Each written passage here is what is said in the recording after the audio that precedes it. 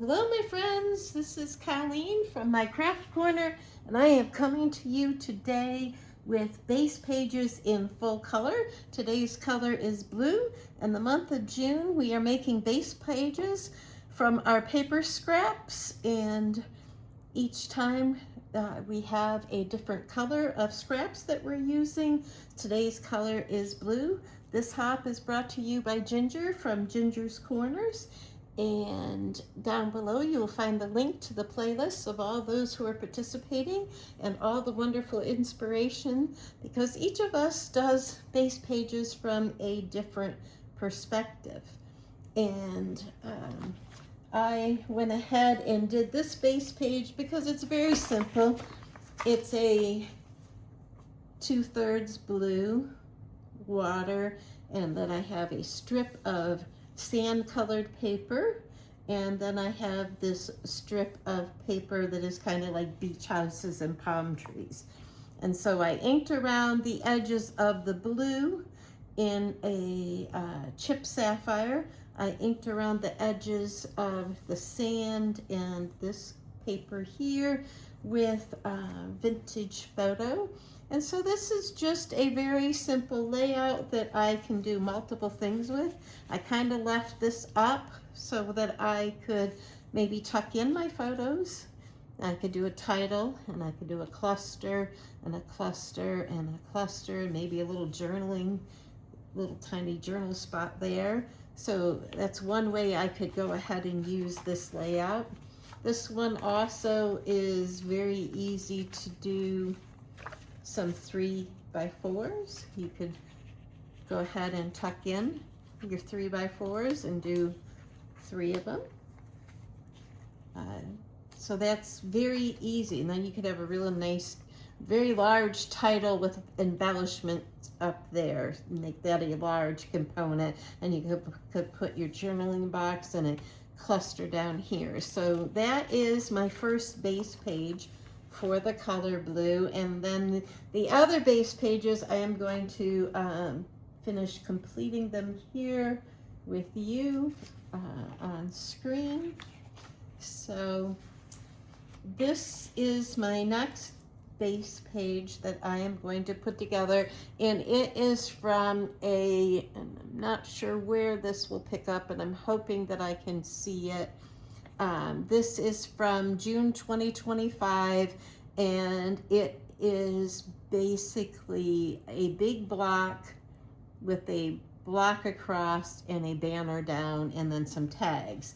And so I went through my blue scraps, and one thing I have a lot of, and I have mentioned, is colored cardstock. So the first thing I did with this layout is I inked all the edges of my blue paper and my cardstock and my tags in chip sapphire. And then I had this really big piece of blue, and you could see it's got like little waves on it. So it was a square, and I rounded the corners of this one. I'm just going to tack it down lightly in case I want to move it later on when I make the page, but most likely it will stay in place, but I might want to tuck in some embellishments. And so I'm going to go ahead and put it right there in the center. And then I have this strip to go across, which is a very thin piece of paper, probably from a paper pad. But when you're doing a lot of layering, that thin paper works, and that's where I end up using that thin paper. And so you can see this one has a lot of blue. It's got a little orange, a little pink, a little green, and I am going to put it closer to the top. So kind of in the middle of this is where I want to put it. And then made this strip from, and I know this is a older Creative Memories paper. I remember this paper. I love this paper. I wish I could recreate something like that, but that type of mixed media I am not able to do at this point in time. And I'm going to go ahead and put this banner here and kind of line it up at the top. And so there is my banner. Yep, that looks pretty straight. And then I had a couple of tags that I think I'll go ahead and tuck in here, kind of following the page design from Page Maps. That's what I was thinking. So that is my first base page, or actually the second one. That's the first one I've done with you. And then I have, okay, so I am trying to go through my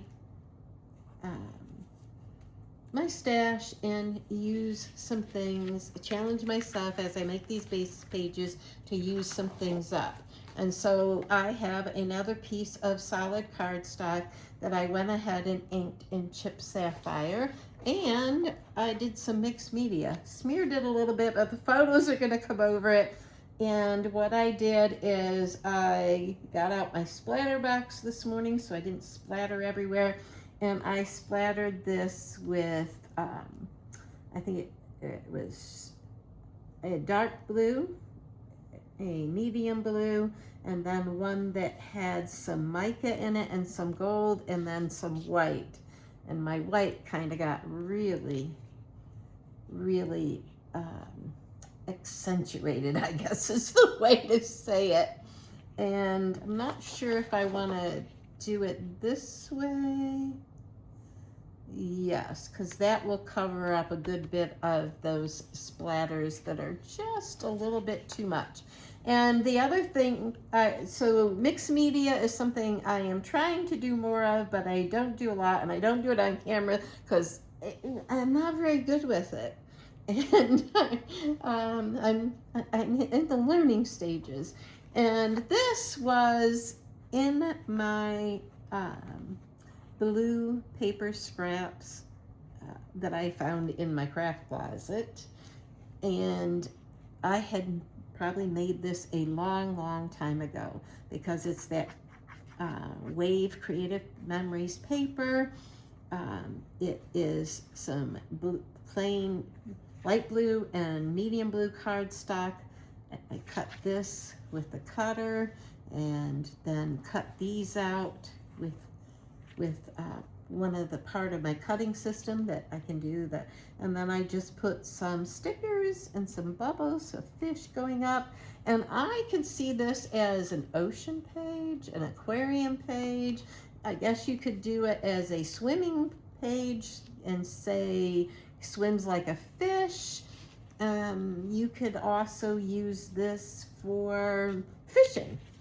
So I am going to lightly tap this one down, and when I make the page, I will glue everything down in a better manner.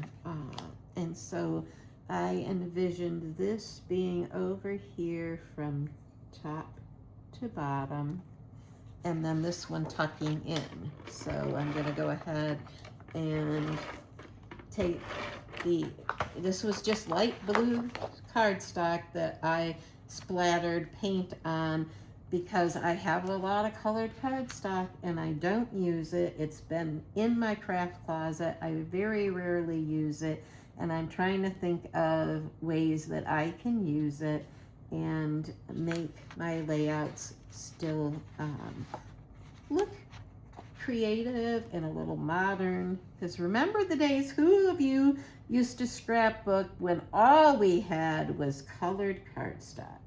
That's all we had to use.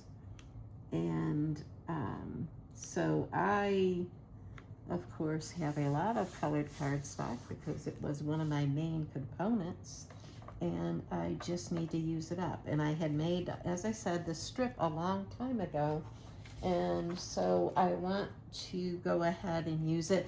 Now these two pieces that I inked in my Chip Sapphire, they were from a title piece, and I liked them and saved them, and they are the inspiration for my splatters because I saw the splatters on here and it made me think, oh, I could do something like that.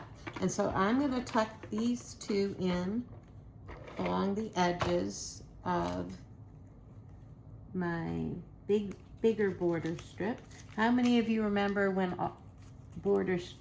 making a border strip was the biggest thing that we did to be creative?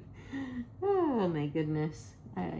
You know, when you've been scrapbooking a long time, you have things that you did and you remember, and you can go back through your scrapbooks and see how your scrapbooking and how scrapbooking itself has changed.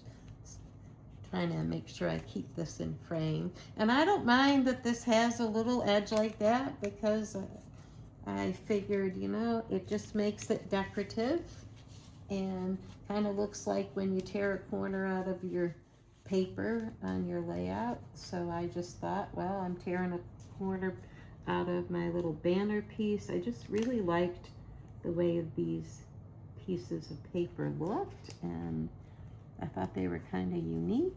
And so I'm gonna just turn this short people problems, and my back will not like me if I lean too far, so that I can keep that in view and align that properly. So I'm just gonna turn it so I can actually see what I'm doing better and not lean into the video. And so that's gonna line that up and turn it back. And I have one more piece. I had this, and I am not sure where that came from.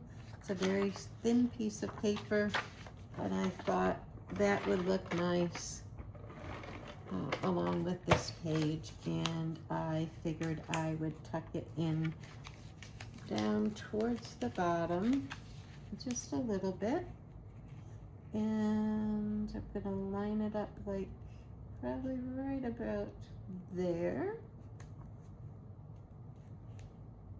and that makes my second base page. And then this one, I'm figuring you could do one main photo. You could do a title and a cluster here, and a cluster down here, and a journal box here. Or you could go ahead and tuck the photos underneath there a little bit.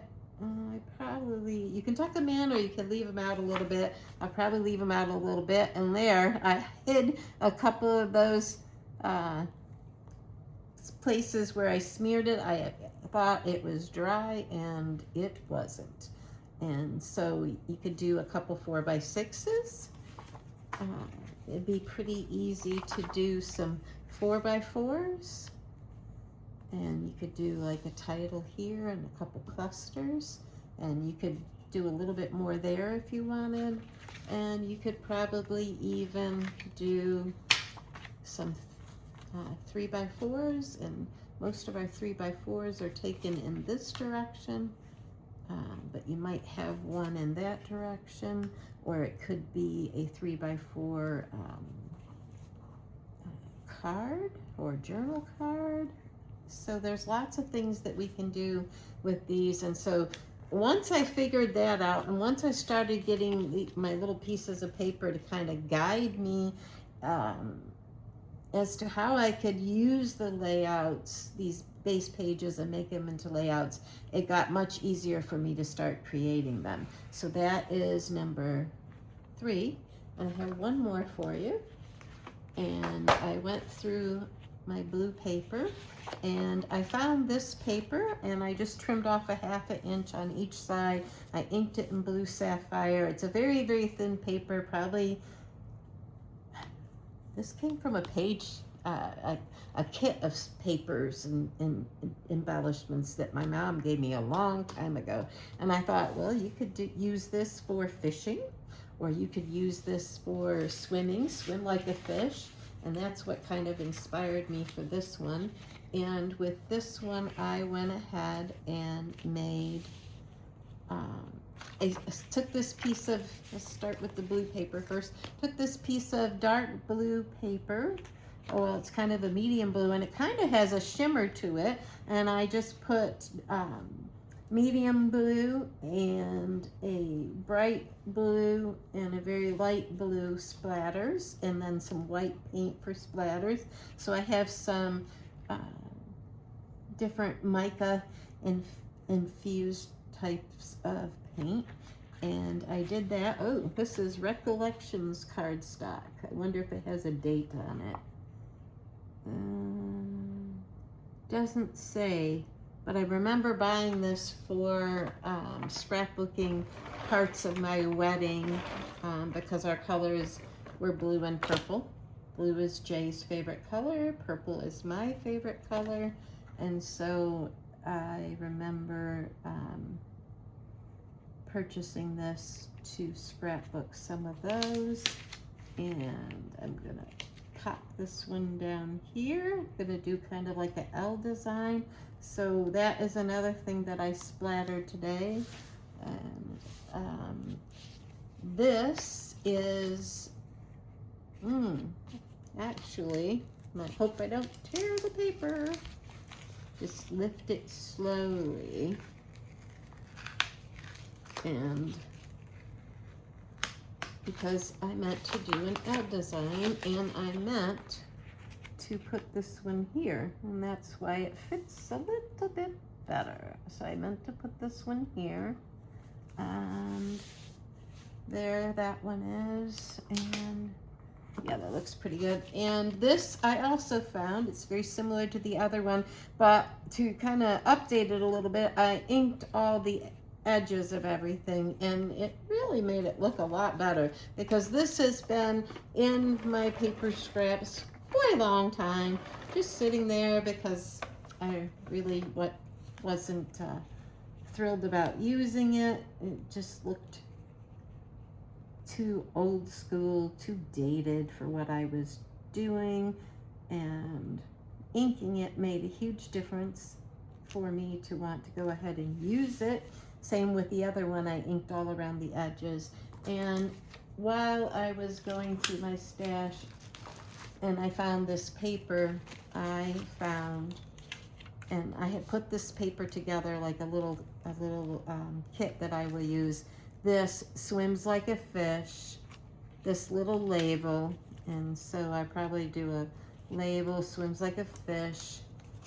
I inked all the edges of the journaling box. Probably put that there somewhere like that, splashing around. And then there were, and this was part of some stuff that my mom had given me a long time ago. There's probably 5 in this little bag. But anyways, there were a bunch of little fish. And so I envisioned tucking the fish, well, especially the ones that really show up, but if I tuck this one in the lighter blue, you can see it better, of tucking these little fish that went with this paper. I think I have 5. There's another one in the bag, but you get the idea. I was gonna tuck them around, and let's put this one here. And so this is gonna be Swims Like a Fish, and I could have 2 4x6 photos. Okay. Maybe cut them down a little bit, or I could move this down a little bit. I think I'm going to move that down a little bit. Yeah, today we're pulling up paper. Make sure I didn't put too much on it. So I do not have removable adhesive, but as long as you don't tack it down real hard and you move it relatively quickly, it will. I want to be able to get 2 4x6 photos because a lot of my photos are already printed in the bigger format. So there you go. I can do 2 4x6 photos. I can also go ahead and get on there some 3x4 photos. I could do a row of 3, kind of ground it. and do more embellishments. I can overlap these to show, you know, swimming and how the kids were improving their swimming skills, and I can make move this where however I need to, because that's why I'm not going to tack any of that down, you know, and do a cluster, because the title could be splashing around or swims like a fish. To me, that's the title. And you know, you could overlap this with the photos, and yeah, so there's many ways I could go ahead and use these layouts. And so that's what I really wanted to do as I continue to make the base page, is see, and I will tuck these into this little bag into the page protector that I'm storing these base pages in. So that this here is base page number 4. This is base page number 3. And I am very glad that, one, I'm using things that have been in my stash that I put together a long time ago. And I am doing some ink splattering there, and I did some on there. I am using solid cardstock, which is something that I needed to do, and I am using some older papers in my stash. This is base page number 2, and this was our first base page that we started with.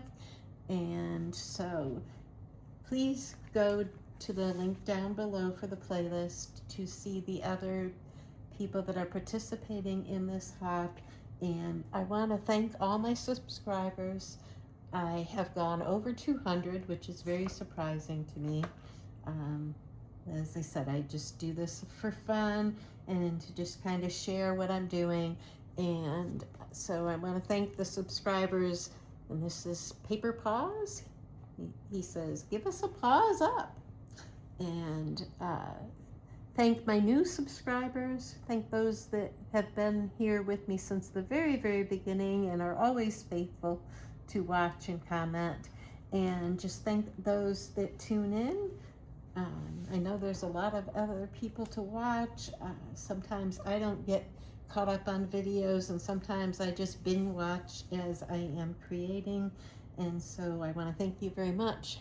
And I hope that you are able to get into your craft room this week. And I will be back soon with the next color of the rainbow that we are doing. And let's see, we're doing blue.